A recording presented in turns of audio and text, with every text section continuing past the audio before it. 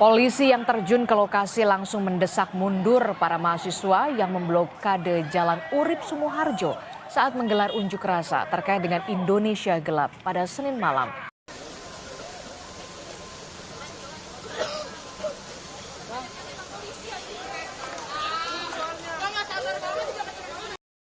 Belakangan ini, dua fenomena sosial tengah menggegerkan jagat maya Indonesia. Tagar Indonesia Gelap menggema di berbagai platform media sosial, diikuti oleh Bung Kabur Aja Dulu, yang menjadi perbincangan panas di kalangan anak muda. Keduanya mencerminkan keresahan publik terhadap kondisi sosial, ekonomi, dan kebijakan pemerintah. Tapi, apakah benar Indonesia sedang mengalami kegelapan? Atau ini sekadar asumsi yang tidak berbasis fakta? Yang melihat Indonesia gelap itu siapa?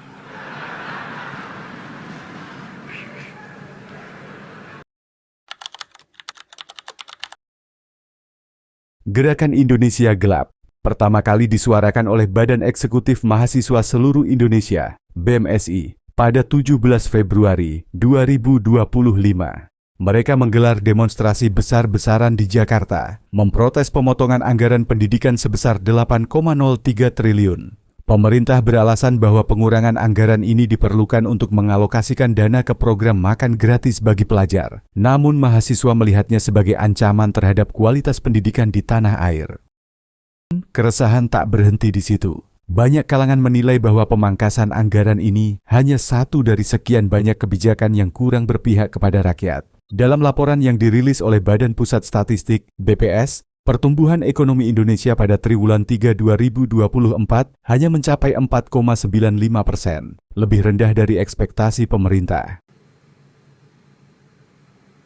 Di atas Jepang, di atas Inggris, di atas Perancis.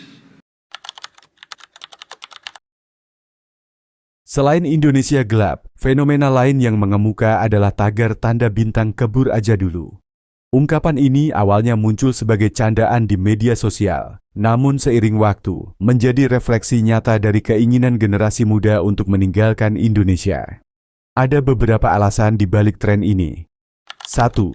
Gaji rendah, biaya hidup tinggi. Menurut laporan World Bank, rata-rata upah minimum di Indonesia pada 2025 masih tertinggal jauh dibandingkan negara-negara tetangga seperti Malaysia dan Singapura.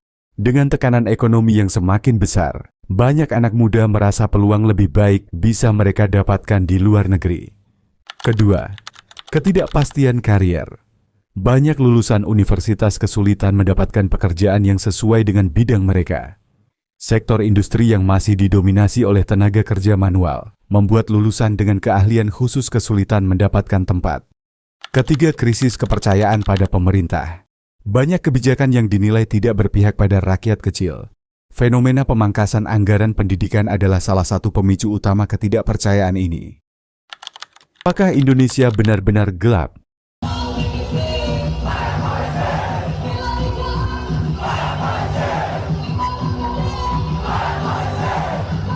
Jika melihat data, kondisi Indonesia memang tidak sedang dalam keadaan terbaiknya, tetapi juga tidak sepenuhnya suram. Pertumbuhan ekonomi memang melambat, namun Indonesia masih menjadi salah satu negara dengan ekonomi terbesar di Asia Tenggara. Selain itu, beberapa program seperti pengembangan industri semikonduktor, investasi teknologi AI, serta reformasi kebijakan perpajakan sedang digalakan pemerintah untuk meningkatkan daya saing negara. Meski demikian, kritik yang muncul dari masyarakat harus dianggap sebagai alarm peringatan. Jika pemerintah tidak segera merespons keresahan publik dengan kebijakan yang lebih berpihak kepada rakyat, bukan tidak mungkin angka urbanisasi ke luar negeri akan meningkat dan kepercayaan masyarakat terhadap pemerintah semakin merosot. Kesimpulan, antara harapan dan tantangan, Gerakan Indonesia Gelap dan fenomena Malam Kabur Aja Dulu adalah bentuk ekspresi masyarakat atas ketidakpuasan mereka terhadap kondisi saat ini. Meski kritik ini berakar pada data yang nyata, masih ada harapan bahwa Indonesia bisa bangkit jika kebijakan yang lebih inklusif dan berpihak pada rakyat segera diimplementasikan. Apakah Indonesia benar-benar gelap? Atau kita hanya sedang berada di fase transisi menuju sesuatu yang lebih baik?